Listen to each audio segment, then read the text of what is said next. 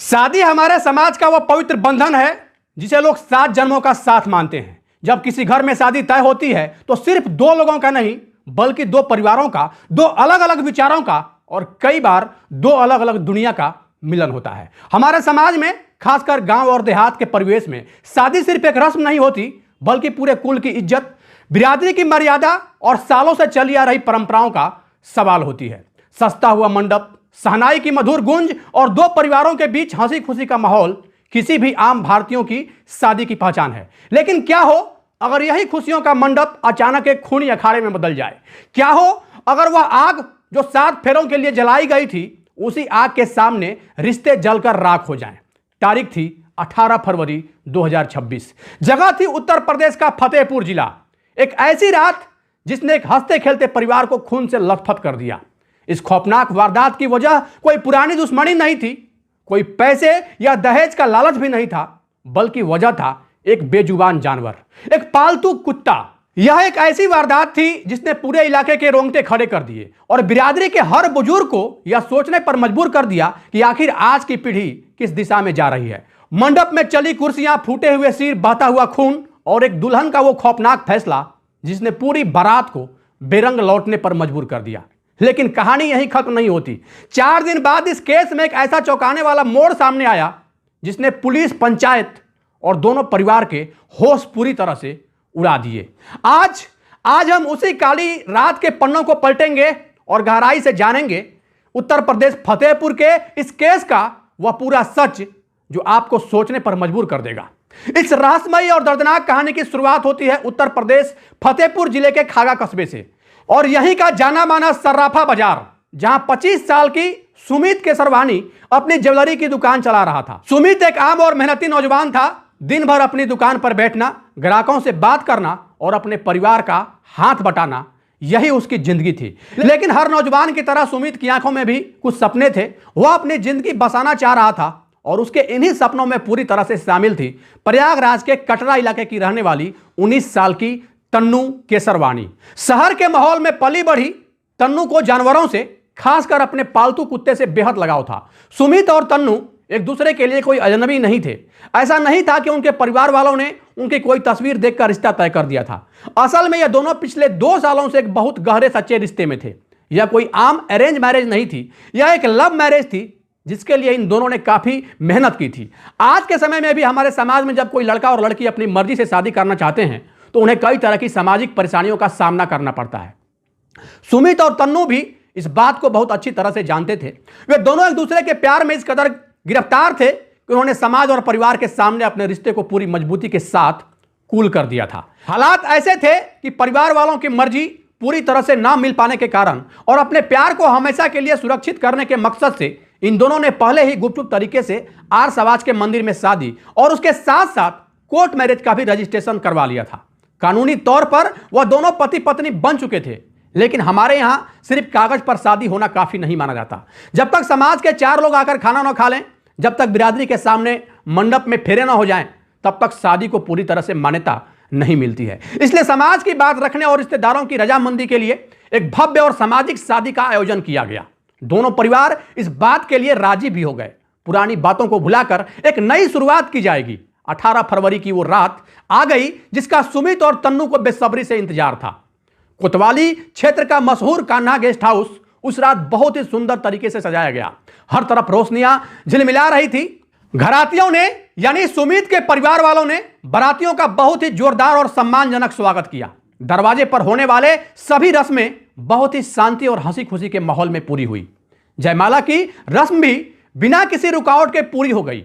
Stage पर दोनों बहुत खुश नजर आ रहे थे। रिश्तेदारों ने खाना पीना खाया। स्टेज पर जाकर सभी रिश्तेदारों ने दूल्हा दुल्हन के साथ बहुत सारी तस्वीरें भी खिंचवाई। रात के 1 बज चुके थे और सब कुछ बिल्कुल वैसा ही चल रहा था जैसा एक अच्छी और शरीफ परिवार की शादी में होता है। ऐसा लग रहा था कि अब सारी मुश्किलें खत्म हो गई और यह दोनों हमेशा के लिए खुशी खुशी एक हो जाएंगे। लेकिन वहां मौजूद किसी भी इंसान को यह नहीं पता था कि रात के उस अंधेरे में और उस सज धज वाले माहौल के पीछे क्या खौफनाक घटना होने वाली है। इस पूरी वारदात को गहराई से समझने के लिए हमें उस सोच और उस मनोविज्ञान को बहुत ध्यान से समझना होगा जो अक्सर हमारी भारतीय शादियों में वर पक्ष और वधु पक्ष के बीच पनपती है। शादियों में अक्सर देखा जाता है कि छोटी छोटी बातों को लेकर दोनों पक्षों में एक अजीब सा तनाव रहता है। मान सम्मान की बात इतनी ज्यादा अहम हो जाती है कि कई बार छोटी सी चूक भी बड़ा रूप ले लेती है। एक तरफ वो लड़का और लड़की जो पिछले 2 साल से एक दूसरे के साथ जिन्हें मरने की कसमें खा रहे थे, जो एक दूसरे को हर हाल में पाना चाहते थे, और दूसरी तरफ उनके परिवार जिनके अंदर शायद अभी भी अंदर ही अंदर पुरानी बातों को लेकर कुछ नाराजगी या घमंड बाकी था। अक्सर शादियों में किसी मेहमान को खाना पसंद नहीं आता, किसी को सम्मान कम मिलता है और इन्हीं छोटी छोटी बातों पर घमंड की बड़ी बड़ी लड़ाइयां शुरू हो जाती है। लेकिन इस शादी में बात खाने या दहेज की नहीं थी, बात कुछ और ही थी। तन्नू एक शहर की लड़की थी और वह अपने साथ प्रयागराज से अपने उस छोटे से पालतू कुत्ते को भी अपने शादी में लेकर आई थी। आज के शहरी माहौल में पले बढ़े बच्चों के लिए उनके जानवर उनके दिल के बेहद करीब होते हैं। वह उन्हें अपने परिवार का ही एक अहम हिस्सा मानते हैं। तन्नू के लिए भी वह कुत्ता एक जान से प्यारा सदस्य था। लेकिन सवाल यह उठता है कि खागा के उस छोटे से कस्बे वाले गेस्ट हाउस में मौजूद हर इंसान, हर बुजुर्ग और हर मेहमान उस बात को समझता था। हमारे देहात और कस्बों में आज भी कुत्तों को अक्सर सिर्फ एक रखवाली या गली का जानवर ही माना जाता है। बहुत कम लोग होते हैं जो जानवरों को अपने बिस्तर या अपने साथ बिठाना पसंद करते हैं। शहर की सोच और कस्बे के इस सोच के बीच एक बहुत बड़ा फर्क था। रात गहरी होती जा रही थी और ठंड भी काफी बढ़ गई थी। बारात के ज्यादातर लोग खाना खाकर या तो सो चुके थे या अपने घरों की तरफ वापस लौट चुके थे। गेस्ट हाउस में अब सिर्फ परिवार के बेहद करीबी और खास लोग, कुछ दोस्त और रिश्तेदार ही बचे थे। घड़ी की सुइयां धीरे धीरे आगे बढ़ रही थी और अब समय सुबह के करीब 4 बज रहे थे। 19 फरवरी की वो ठंडी और धुंध वाली सुबह मंडप में लकड़ियां जल रही थी और आग की लपटें भी उठ रही थी। फेरे चल रहे थे, पंडित जी जोर जोर से मंत्र पढ़ रहे थे और वहां बैठे कुछ लोग इधर उधर टहल रहे थे। सुमित और तन्नू एक दूसरे के पास बैठे थे और बस कुछ ही पलों में समाज के सामने हमेशा के लिए ये दोनों एक होने वाले थे। सब कुछ बेहद ही शांत और पवित्र लग रहा था। तभी मंडप से कुछ ही दूरी पर बंधे हुए तन्नू के उस पालतू कुत्ते ने अचानक जोर जोर से भौंकना शुरू कर दिया। सुबह के उस सन्नाटे में कुत्ते की आवाज बहुत ज्यादा तेज और चुभने वाली लग रही थी। शायद वहां मौजूद लोगों की भीड़ रात का शोरगुल या किसी अजनबी इंसान को अपनी तरफ आता देखकर वो बेजुबान कुत्ता पूरी तरह से घबरा गया था। उसका भौंकना रुक नहीं रहा था, बल्कि वो लगातार और तेज हो रहा था। और यही वो मनहूस पल था जिसने उस पवित्र मंडप और 2 परिवार की इज्जत को एक खौफनाक क्राइम सीन में बदल कर रख दिया। कुत्ते के लगातार भौंकने से और उसकी आवाज से मंडप के पास बैठे दूल्हे पक्ष के कुछ लोगों को बहुत ज्यादा चिड़चिड़ाहट होने लगी। रात भर के जगे हुए लोग वैसे ही थकान से भरे होते हैं। चश्मदीदों के मुताबिक दूल्हे के पक्ष के एक युवक ने पहले अपनी जगह से उठकर उस कुत्ते को डराकर शांत कराने की कोशिश की। उसने सोचा शायद थोड़ा डराने से कुत्ता चुप हो जाएगा, लेकिन कुत्ता पहले से बहुत डरा हुआ था, इसलिए वह और जोर से भौंकना शुरू कर देता है। जब कुत्ता किसी भी तरह चुप नहीं हुआ तो उस युवक का गुस्सा 7वें आसमान पर पहुंच गया। उसे लगा कि एक मामूली सा जानवर उसकी बात कैसे नहीं मान रहा है, और फिर उसने अपना आपा पूरी तरह से खो दिया। पास में ही पड़ा एक डंडा उठाकर उसने उस बेजुबान कुत्ते को बहुत बुरी तरह से पीटा। उसने यह नहीं सोचा कि वह कुत्ता किसका है और वहां पर क्या कर रहा है। कुत्ते की दर्दनाक चीख पूरे गेस्ट हाउस के सन्नाटे को चीरते हुए गूंज उठी। वो चीख इतनी तेज थी कि मंडप में मंत्र पढ़ रहे पंडित जी भी रुक गए। तन्नू जो अपनी शादी के जोड़े में बैठी हुई थी, उसके कानों में जैसे ही अपने प्यारे कुत्ते की वह दर्द भरी चीख पड़ी, उसका कलेजा कांप गया। वो एक लड़की जो अपने कुत्ते को अपने बच्चे की तरह प्यार करती थी, उससे यह हालत बर्दाश्त नहीं हुई। दुल्हन के पक्ष के लोग जो वहीं आसपास खड़े थे तुरंत उस जगह पर पहुंच गए जहां कुत्ते को मारा गया था। तन्नू के परिवार वालों ने दूल्हे के परिवार वालों से सीधा और तीखा सवाल किया कि तुमने हमारे कुत्ते को इस तरह कैसे मारा।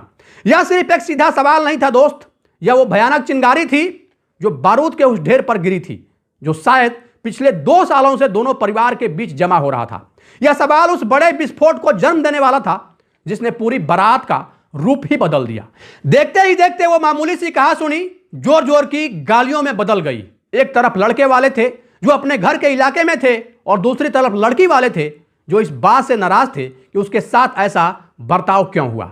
घमंड और इज्जत की वो आग मंडप की आग से भी ज्यादा तेज भड़क उठी और फिर शुरू हुआ वो खौफनाक और खूनी खेल जिसकी किसी ने कल्पना भी नहीं की थी। बात इतनी ज्यादा बिगड़ गई कि लोग हाथापाई पर उतर आए। जो कुर्सियां कुछ देर पहले मेहमानों के लिए बैठने के लिए सजाई गई थी, वो अब हवा में उड़कर एक दूसरे के सिर पर लगने लगी। लोग पूरी तरह से अंधे हो चुके थे और एक दूसरे के खून के प्यासे हो गए। किसी को याद नहीं रहा कि वह एक शादी में आए हैं। लाठी, डंडे, लोहे के पाइप और जो कुछ भी गेस्ट हाउस के पास पड़ा था वह सब हथियार बन गए। महिलाओं की डरावनी चीखें, पुरुषों की भद्दी गालियां, बर्तन गिरने की आवाजें और उस बेजुबान जानवर की दस्तक। वो नजारा ऐसा था मानो कोई बहुत बड़ा दंगा हो गया हो।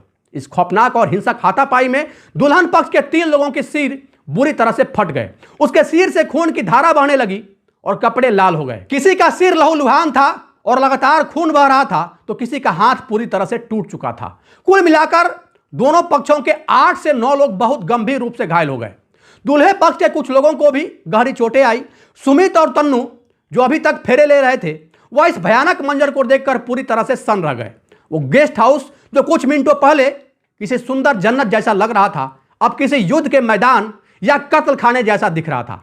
चारों तरफ टूटा हुआ सामान और खून के छींटे बिखरे पड़े थे। हालात इतने बेकाबू हो गए थे कि किसी ने पुलिस को फोन कर दिया। पुलिस ने तुरंत अपने तरीके से मोर्चा संभाला, लड़ाई को बीच बचाव करके शांत किया और जो लोग घायल थे उन्हें हॉस्पिटल भेजा। इसके बाद पुलिस दोनों पक्षों के मुख्य लोगों को पकड़कर सीधे थाने ले गई। थाने में माहौल बहुत तनावपूर्ण था। पंचायत बैठी और आपस में सुलह कराने की बहुत कोशिश की गई, लेकिन सबसे बड़ा और दिल तोड़ने वाला झटका अभी बाकी था। थाने में पुलिस के सामने बैठी तन्नू, जिसके हाथों की मेहंदी का रंग अभी पूरी तरह से गहरा भी नहीं हुआ था और जो अभी भी शादी के जोड़े में थी, उसने अचानक एक ऐसा बयान दिया जिसने दूल्हे सुमित के पैरों तले जमीन खिसका दी। तन्नू ने पुलिस और वहां मौजूद सभी लोगों के सामने साफ शब्दों में कहा, मैं अब इस लड़के से और इस परिवार में शादी नहीं करूंगी। सुमित, जो पिछले 2 साल से तन्नू से बेइंतहा और सच्चा प्यार कर रहा था, वह यह बात सुनकर पूरी तरह से टूट गया। वो थाने के अंदर ही सबके सामने फूट फूट कर रोने लगा। उसने तन्नू से मिन्नतें की, उसे वह सारी पुरानी कस्में और वादे याद दिलाए जो उन्होंने एक साथ खाए थे। उसने कहा, जो हुआ उसमें मेरी कोई गलती नहीं है, मुझे सजा मत दो। लेकिन तन्नू के परिवार वालों के सिर से खून बह रहा था। जब परिवार के लोग घायल हों तो किसी भी लड़की के लिए अपने प्यार को चुनना बहुत मुश्किल हो जाता है। तन्नू ने भी शायद उसी दबाव में आकर सुमित की एक न सुनी और अपना मुंह फेर लिया। 19 फरवरी की शाम होते होते वधू पक्ष ने साफ तौर पर रिश्ता तोड़ने का ऐलान कर दिया।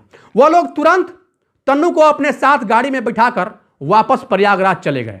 वो शादी जो 2 सालों के इंतजार के बाद होने वाली थी, वो एक झटके में पूरी तरह से टूट चुकी थी। इस घटना के बाद इलाके की पुलिस की जांच शुरू हुई। दिन भर थाने में समझौते के प्रयास चलते रहे।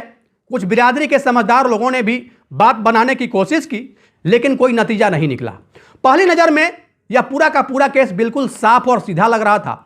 यह जानवरों पर क्रूरता और 2 परिवारों के बीच हिंसा का एक सीधा मामला नजर आ रहा था। सोशल मीडिया और अखबार पत्रों के माध्यम से जैसे इस खबर की पुष्टि हुई, पूरी तरह से हड़कंप मच गया।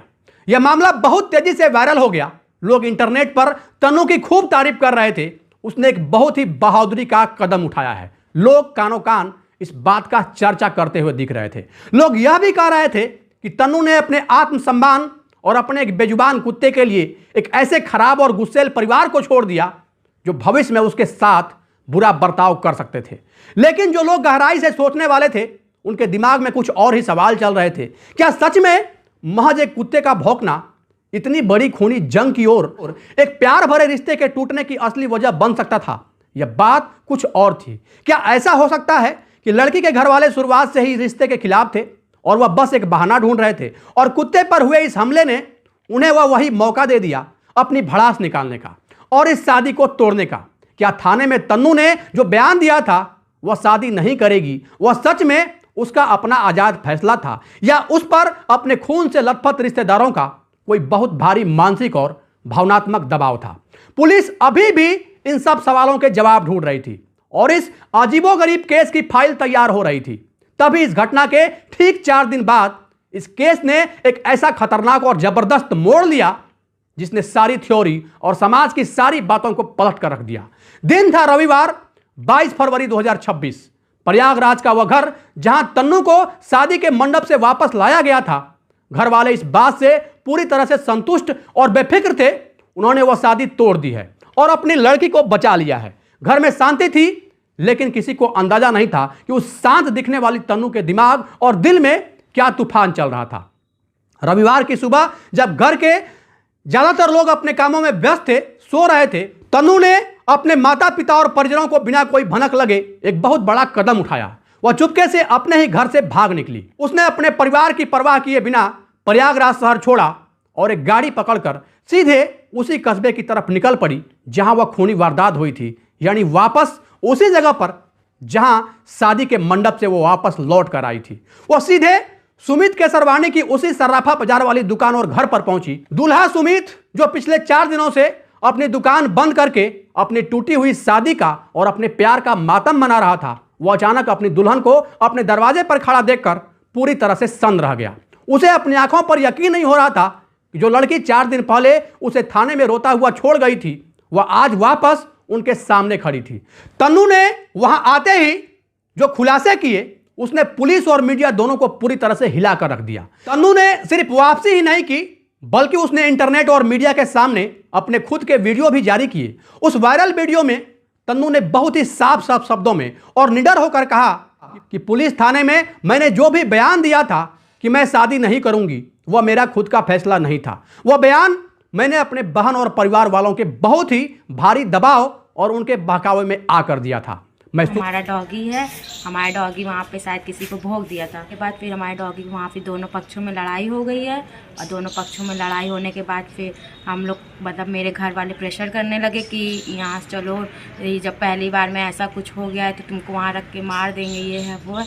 तो मैं उधर चली गई अपने घर और फिर बस में हमारी दीदी लोग थोड़ा कहने लगी कि नहीं तुम का बयान बदलो क्योंकि तुम्हारे भाई लोग को इतना चोट लगा है सब कुछ। वहाँ घर जाने के बाद फिर अपने मन से हम बोले नहीं, हम नहीं रह पाएंगे, हमको वहाँ जाना है। तो फिर मैंने हमारी वैसे तो 21 जनवरी को शादी हो चुकी है, कोर्ट मैरिज। सुमित से बहुत सच्चा प्यार करती हूँ। हमारी आर्य समाज मंदिर में पहले ही शादी हो चुकी है और हम पति पत्नी हैं। तन्नू ने सरेआम अपने ही परिवार वालों पर यह गंभीर आरोप लगा दिया कि उन्होंने उसे गुमराह किया और उसे उसके पति से दूर करने की साजिश रच डाली। यह एक बहुत बड़ा बदलाव था। सोचिए, अपने उस पालतू कुत्ते के लिए जिस लड़की ने कुछ दिन पहले ही अपनी शादी का मंडप छोड़ दिया था, उसी लड़की ने 4 दिन बाद अपने सच्चे प्यार को पाने के लिए अपने पूरे परिवार और समाज को हमेशा के लिए छोड़ दिया। तन्नू ने पूरी मजबूती के साथ सुमित का हाथ पकड़कर और उसके साथ खड़े होकर समाज के सामने एक ही बात कही, चाहे कुछ भी हो जाए, मरते दम तक हम दोनों एक साथ रहेंगे, हमें कोई अलग नहीं कर सकता। इसके बाद सुमित और तन्नू वहां से कुछ देर के लिए एक साथ कहीं सुरक्षित जगह पर निकल गए ताकि तन्नू के परिवार वाले वहां पहुंचकर दोबारा कोई दबाव न बना सके। कानूनी तौर पर देखा जाए तो वह दोनों लड़का और लड़की पूरी तरह से बालिग थे, उनकी उम्र कानूनी शादी के लायक थी और सबसे बड़ी बात, उनके पास उनकी उस पुरानी कोर्ट मैरिज के असली कागज भी मौजूद थे। इसलिए चाहकर भी कोई उनके बीच में नहीं आ सकता था, क्योंकि कानून 2 बालिग लोगों को अपनी मर्जी से साथ रहने का पूरा अधिकार देता है। जिस पर लोगों ने तरह तरह की बातें बनाई थी, वो केस आखिर में आकर प्यार की एक बहुत बड़ी और सच्ची जीत पर जाकर खत्म हुआ। दोनों ने समाज, घमंड और परिवार के दबाव को हराकर एक दूसरे को चुन लिया। फतेहपुर जिले का यह पूरा का पूरा केस हमें इंसान की फितरत, समाज की सोच और हमारे रिश्ते का एक बहुत ही अजीब लेकिन सच्चा पहलू दिखाता है। एक पल का छोटा सा गुस्सा, किसी का अपना आपा खो देना कैसे खुशहाल मंडप को खून से रंग सकता है, और झूठे मान सम्मान या घमंड की लड़ाई कैसे 2 प्यार करने वालों को एक दूसरे से दूर करने की ताकत रखती है। अगर उस रात कुत्ते के भौंकने पर उस बाराती लड़के ने थोड़ी सी समझदारी दिखाई होती और अपने गुस्से पर काबू रखा होता, तो शायद किसी का सिर न फटता, किसी का खून न बहता और इतनी बड़ी बदनामी कभी नहीं होती। लेकिन जो हुआ वह अब इतिहास के पन्नों में और पुलिस की फाइलों में एक खौफनाक और अजीबोगरीब केस के रूप में दर्ज हो गया है। बाकी आप इस पूरे वारदात और समाज के इस सोच के बारे में क्या सोचते हैं? क्या तन्नू का 4 दिन बाद अपने परिवार को छोड़कर अपने प्यार के पास लौट कर आना एक सही फैसला था? क्या आपको लगता है कि समाज की मर्यादा और परिवार के मान सम्मान के सामने प्यार की जीत होनी चाहिए? अपनी राय निष्पक्षता के साथ कमेंट बॉक्स में जरूर दें। जहां भी रहें सावधान रहें, सुरक्षित रहें, अपना ख्याल रखें। जय हिंद, जय भारत।